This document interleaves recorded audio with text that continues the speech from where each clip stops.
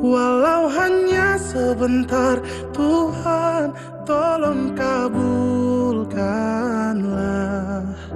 Bukannya diri ini tak terima kenyataan, hati ini hanya rindu. Galau tak galau. Ni berita gembira ni. Anmesh Kamaling bakal mengadakan konsert tidak lama lagi. Teruja kan? Dengan lagu-lagu yang pastinya menikam jiwa, ramai yang bakal terkenang kisah-kisah lama di konsert beliau itu nanti. Bawa tisu siap-siap.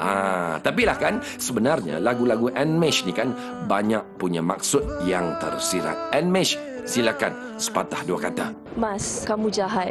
Semua lagu-lagu kamu membuat aku galau. Astaga, saya kaget dibilang jahat nih. Astaga, maafkan saya, maafkan.